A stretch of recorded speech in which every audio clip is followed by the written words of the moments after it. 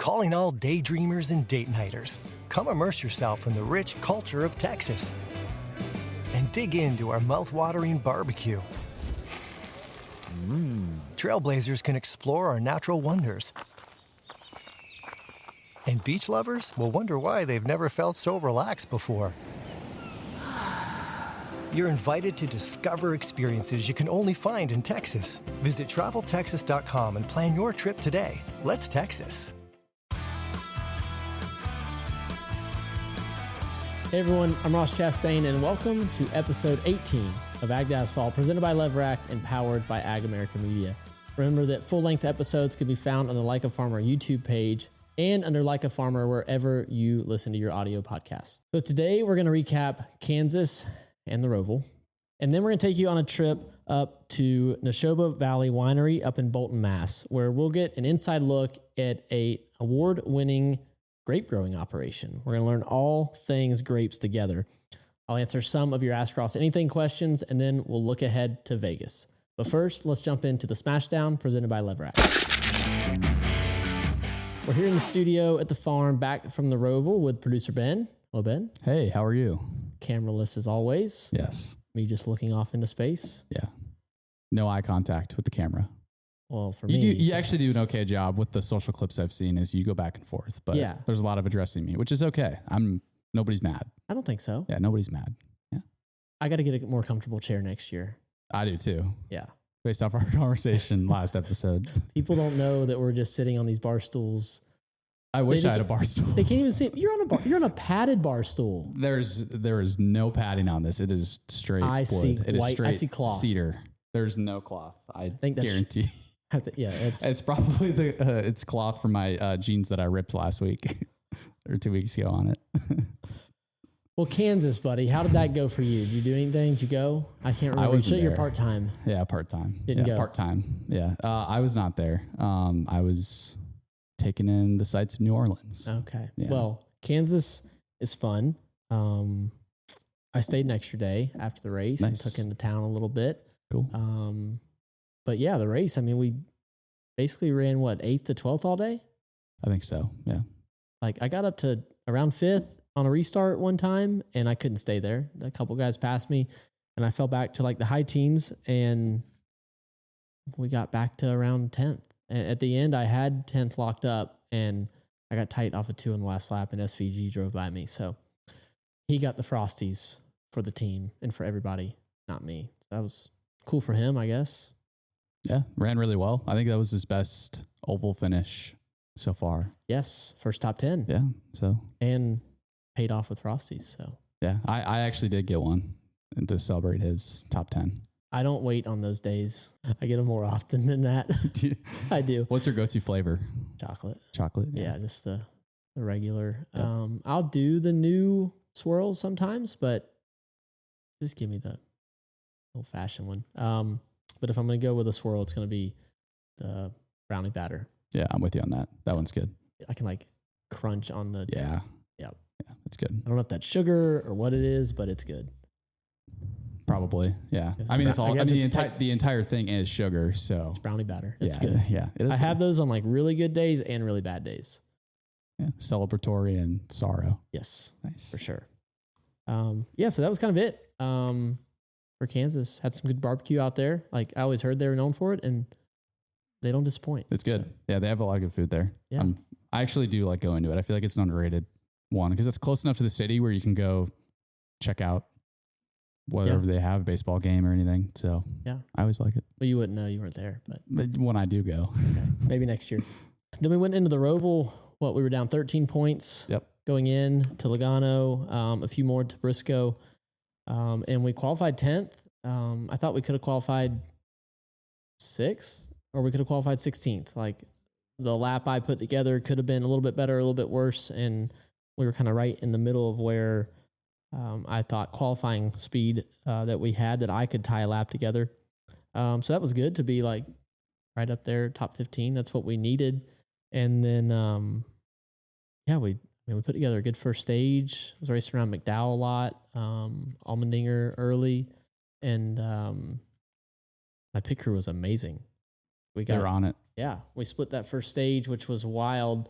this Goodyear tire was way different to back up. When Daniel rolled out in that first group in practice, we were watching, and I watched the first lap time pop up, and I was like, that doesn't, and I'm asking my guys, like, hey, what did we run in the DIL? Like, what did we run last year? Something's not right, because I couldn't like comprehend what was happening, and we were seconds slower than predicted for us. So Trackhouse missed the boat big time on like what we DIL'd at, like what I drove virtually all week, and the weeks ahead of time. So I had to like watch Daniel for those 20 minutes and just try to grasp how much slower he was having to go. And he wanted to pit like on the first lap. He's like, something's wrong.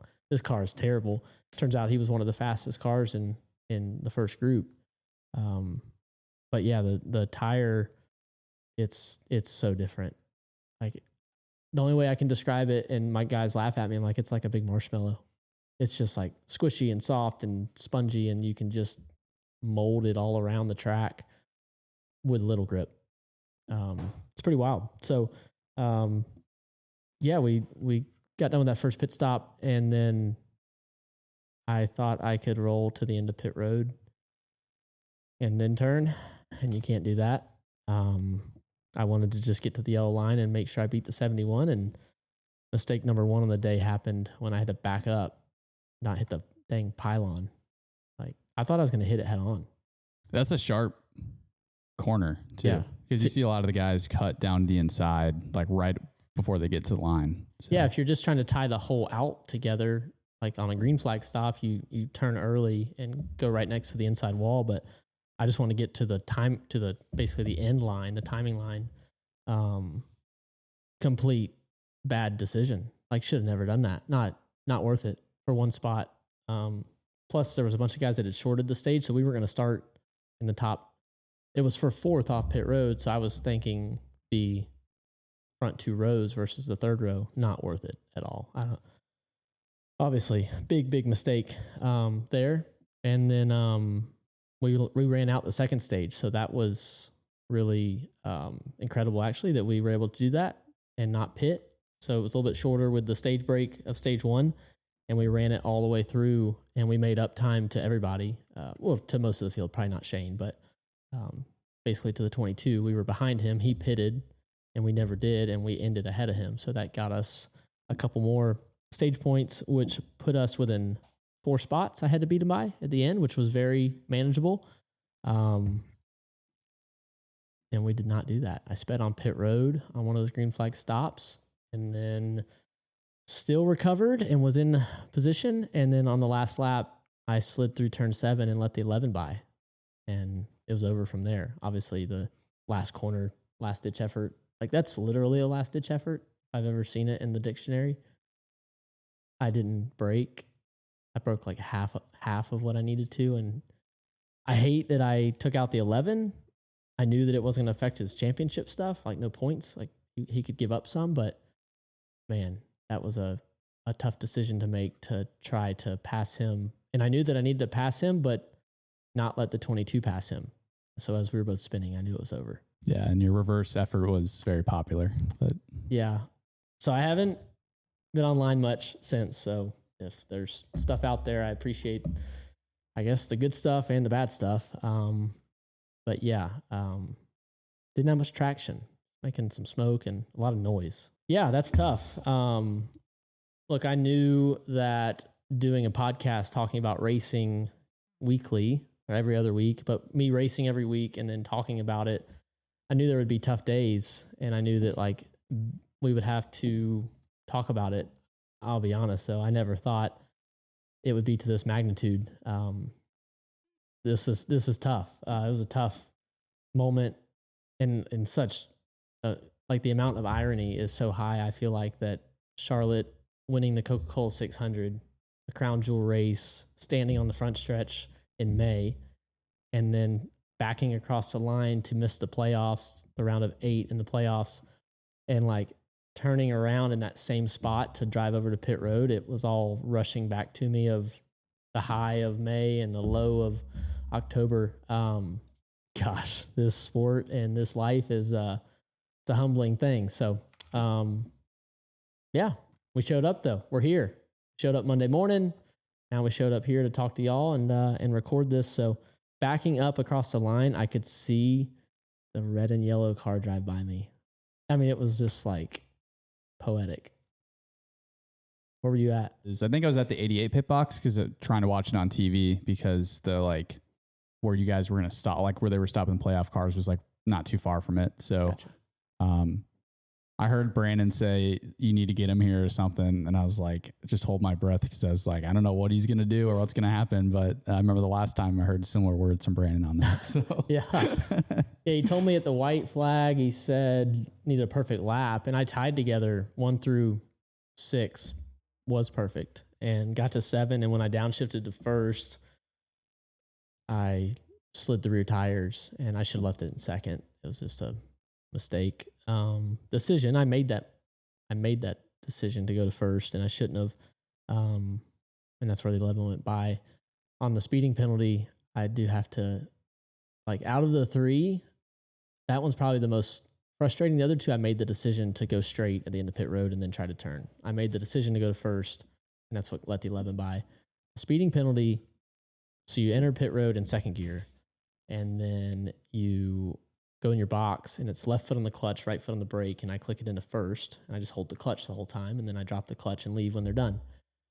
So I left in first, I clicked it to second, and then I clicked it to third, and I remember doing it. I remember it.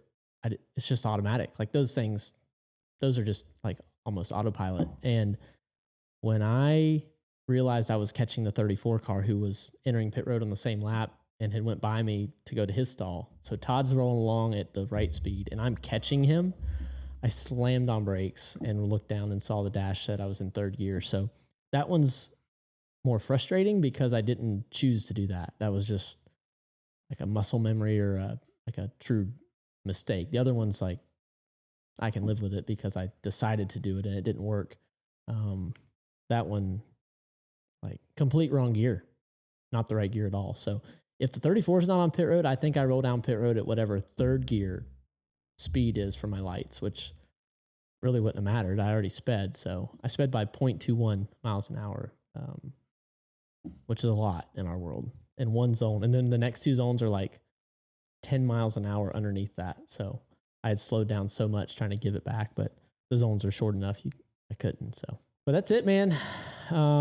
Joey goes through, we let him through again. The guy's incredible, 3-time champ. I shook his hand after, cause he did not have enough speed at the Roval to get through, but he did what he had to do. And he didn't have the level of mistakes. He might've had mistakes on the day, but nothing to the level that I did. So he got his team through, and it's probably why he's a 3-time champion. He executed throughout the day. So I just shook his hand and told him to go make the most of it, because the further he goes now, I think the better I feel about it, unfortunately. So I want a Chevy to win it all, but I hate losing to that guy. So, all right, that's it. That's all I got. SVG wins again. He only lost 1 road course race this year. It's clear Trackhouse is building race-winning cars on the road courses. I think my car should have been 5th to 10th with me driving. So I think if I just stay on track early in the race, right, don't mess that up. I'm around the 71, and I can race in the top 10 and possibly top 5. So, yeah, wasn't going to do it with my effort. So that's it on the Roval. Before I answer some of your Ask Ross Anything questions and we look ahead to Las Vegas, I spent some time at the Nashoba Valley Winery up in Bolton, Mass. We'll learn about what it takes to run a top-tier winery in New England and get a sneak peek at how they create some award-winning products. So let's check it out.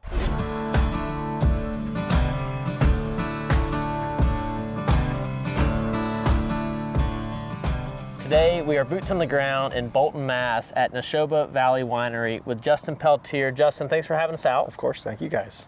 I see a large spread here that's set up for a lot more people, looks like, than what are here today. For sure. Tell me a little bit about what I'm looking at here. So right now we are standing in the vineyard. This is our Vineyard grapes that we're going to be harvesting on Sunday here. To our right is kind of our main grounds. This is where people come hang out, listen to live music, go to the food trucks, enjoy the scenery of Bolton. They do apple picking. This is kind of like a fantastic place to visit in the fall. During the weekdays, much quieter. Weekends is kind of where things get going here. Okay. Winery is in your name, but you mentioned apples, you mentioned like what? Like we're here at the Vineyard side, but what else is on the grounds that I'm not seeing? Sure. So it's a 53-acre farm. So on this farm, we're growing about 80 varieties of apples. We have 8 varieties of grapes. 2003, we got issued Massachusetts' first farm distillery license, which means we're taking fruit that we're growing on site to turn into products. One thing that we really try to focus on within the company is supporting local farmers. So when we look at like supermarket grade fruit, is a lot of fruit that is not supermarket grade. So one thing that we always do is like take farmers seconds or thirds even. Like with this last couple of weeks, we did about 20,000 pounds of peaches. Every peach that couldn't be sold in the marketplace, local farmers come to us, we process it. We're running peach brandy right now in the distillery. Okay. How are you standing up? You've got all these options to drink. A lot of long days. Definitely need to pace yourself. Yeah. But it's good. I mean, there's a lot of cool things that we get to do here, and it's a lot more than just trying to focus on the bottom line. It's about sustaining agriculture in this community. I mean, where we're located in Central Mass especially, like there used to be farms everywhere. A lot of those towns have turned and focused more on like real estate development and stuff like that. And that's what this farm here was going to be as well. And we converted the land into APR land, which is a protected resource. The town of Bolton is great about trying to like preserve the historic nature of areas. And there's so many apple orchards in this 15-mile radius. And that's kind of the bread and butter of this part of the state. When did your family start here? When did this land come into what we see it as now? So Jack Partridge was the original owner. Jack ran Nashoba Valley Winery first. He started over in Concord and moved over here. My family bought it in '95. We had no background in this business. We were in construction over in Fitchburg, and my dad just wanted a change in his life and kind of was like, we'll buy a farm, we'll live on the farm and go from there. My mom didn't want to live on the property, so he converted the farmhouse into a restaurant. And kind of just kept adding on things year after year. And we have a fantastic following customer base, and always try to do something new every season for them, keep it fresh. How old are you? I'm 30. Did you always know you were going to do this? I think there's something behind my desk. It's my 2nd grade project. It's like, what do you want to do when you grow up? And it's like, I'm going to work at the winery. So yeah, I went to school for this. I mean, my background, I think I started making booze when I was 10 years old, distilling. It's just like, this is always what I wanted to do, and this is what I want my kids to do, and so on and so forth. So you've got kids? One on the way, actually. One on the way. Yes. Congratulations. Thank you. All right. So is it going to be an option? Definitely, yeah. Okay, it's going to be as long as she wants to do it. It's her choice. Yeah, it's her choice, whatever she wants to do. But first, daughter, grandchild, so I'm sure she's going to be spoiled. Yeah. Yeah.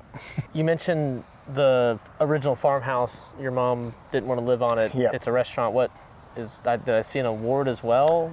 So they're like consistently rated as one of the top 3 best winery restaurants in America. What's a winery restaurant? What distinguishes that? A winery restaurant is a restaurant situated on a vineyard. So we're one of the only ones in Massachusetts. We got beat out by a place in Texas and a place in California, and for a small little town in Bolton with a population of 5,000, I'll mark that in the win category. Okay. Yeah. Does your mom go like look at those and like see what we got to do to get number 1? Not too much. In racing, we're always looking at our competition. Yeah. What have they done different with their car? We definitely pay a lot closer attention to like the New England side of things. Can I get my hands dirty out here? You said Sure. You're ready to harvest on Sunday. You want to pick some of these? It is Thursday. Sure. We can definitely pick some of these. Close enough, right? I got to go get some shears for you. Okay. But we can do that. I'll Basically, we hand harvest all of the vineyard here. So off of this block and the block over there, we'll be picking roughly around 4.5 tons. So about 9,000 pounds of grapes. We pick them Sunday, Monday morning. We process them, so we destem them, crush them, press them, and then we'll start the fermentation process. But each one of these grapes, like I mentioned, you can just pick one. They're a lot more sour than like your grape that you find in the supermarket. And there's seeds in there. When you make wine, have you heard of like tannin in wine? You know when you drink like a red wine and your palate dries out a little bit? That's tannin. Tannin comes from contact with the skins and the seeds. So like a red wine fermentation, you ferment on the skins and the seeds to extract that tannin. So like if you bite into the seeds, your palate dries out. That's where that whole flavor comes from. Okay. From where the stem is, cut off of the stem, try to get as close to the berries as possible. As close to the berries, he says. You can see that. Make sure you get everything. No fruit left behind. No fruit. Now, you said customers will help. Yep. It's a full U-pick then? You're calling it a U-pick? It's kind of a U-pick. Or you called it vine to wine. Vine to wine. So customers come out, they come out on a Sunday, and they'll help us pick for about an hour or so, filling up lugs, and then we come through, we finish off everything, pick up all the lugs, palletize them, bring them into production so that we start processing that next morning right away. Are you basically saying they're paying Yep. you to work for you? A fantastic idea, yes. Gosh, I love it. But they get drinks, they get food, they get to hang out, enjoy the property. Need to do that at the watermelon farm. A little heavier though. A little heavier there, yeah. These aren't too heavy. I don't think I'm gonna meet the quota for the day. Usually, what we always say is you should be able to fill 10 of these bins here, the lugs, in about an hour. I think the most I've done in an hour is 25. Jeez. So you can really get going. Somebody's gonna come out here on Sunday and be like, what happened? What happened right here? Looks like an animal gnawed on The birds.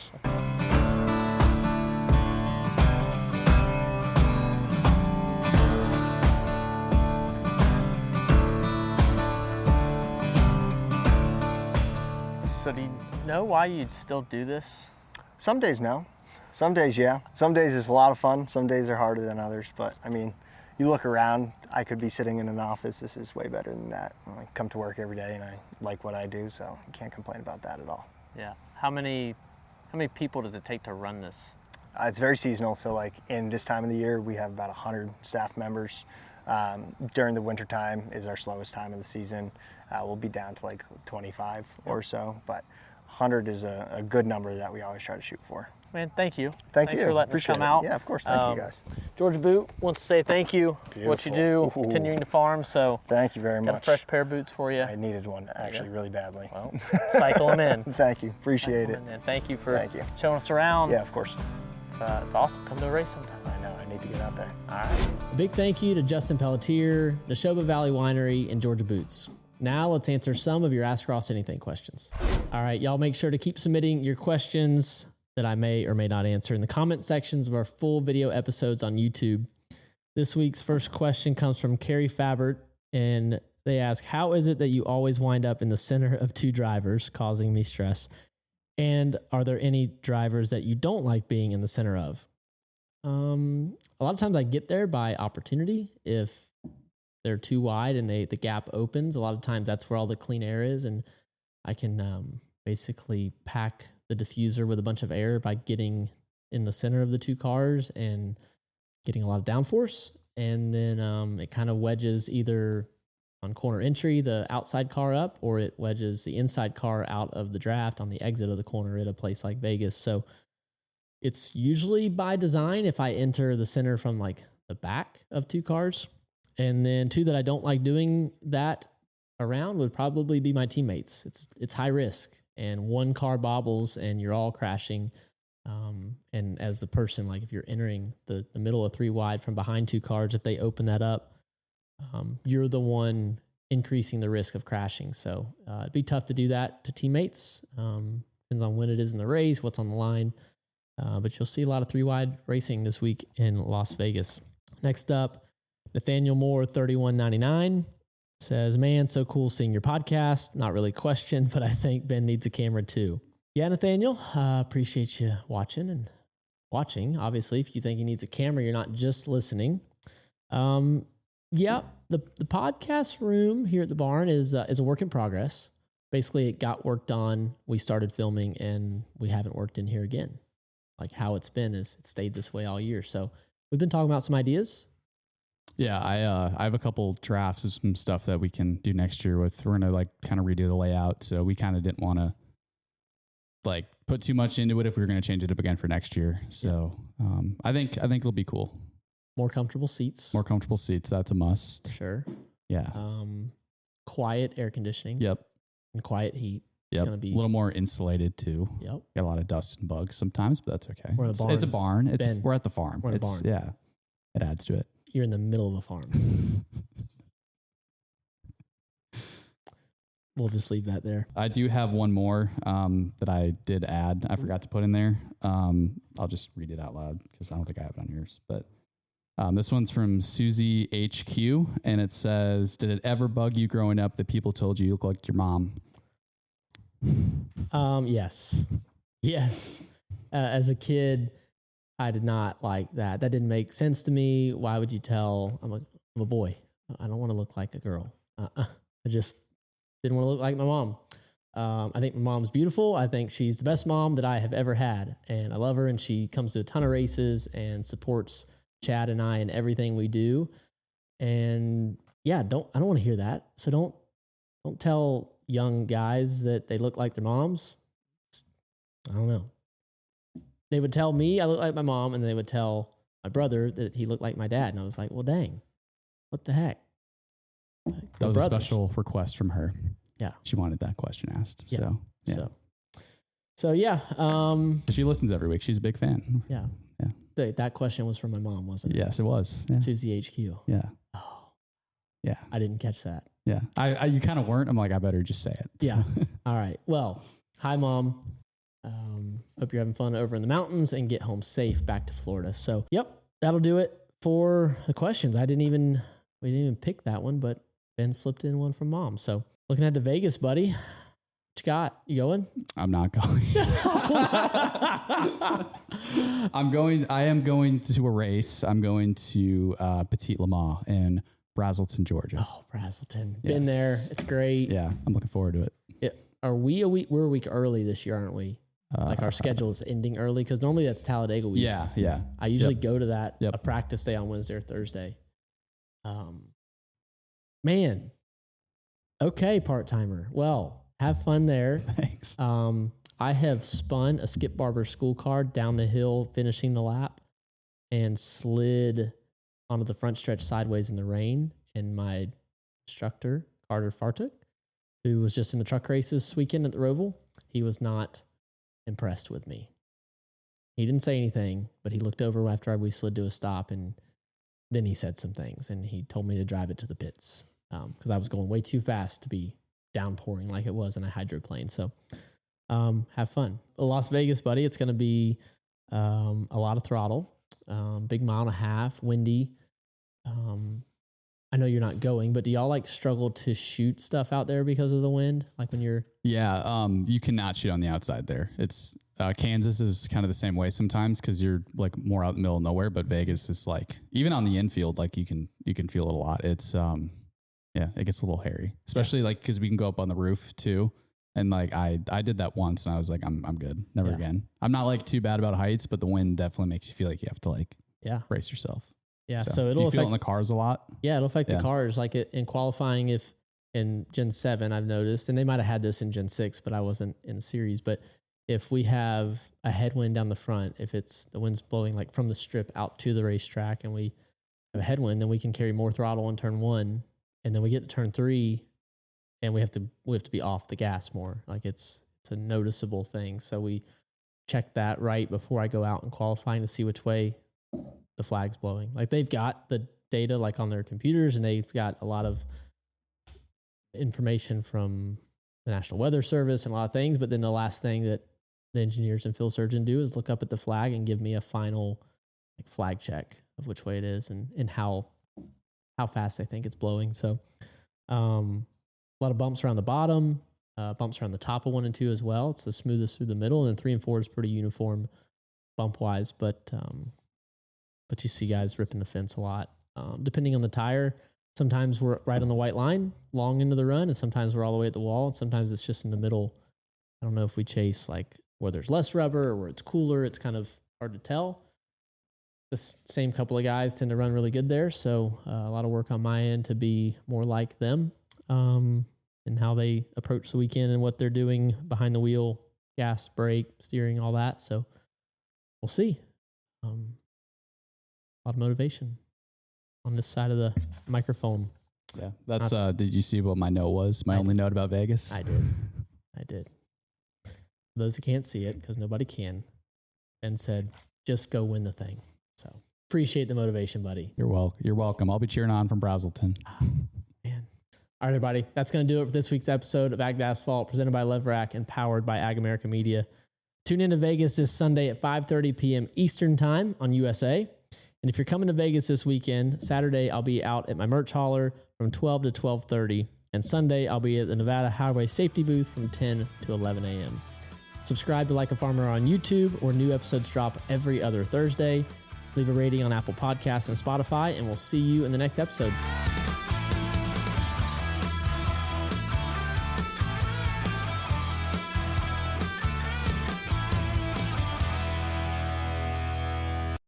Welcome back to Listen to Your Heart. I'm Jerry. And I'm Jerry's heart. Today's topic, Repatha, Evolocumab. Heart, why'd you pick this one? Well, Jerry, for people who have had a heart attack, like us, diet and exercise might not be enough to lower the risk of another one. Okay. To help know if we're at risk, we should be getting our LDL-C, our bad cholesterol, checked, and talking to our doctor. I'm listening. And if it's still too high, Repatha can be added to a statin to lower our LDL-C and our heart attack risk. Guess it's time to ask about Repatha.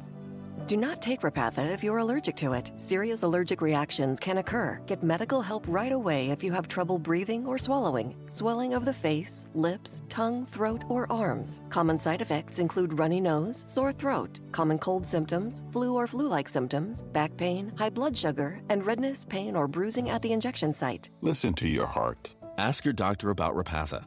Learn more at repatha.com or call 1-844-REPATHA.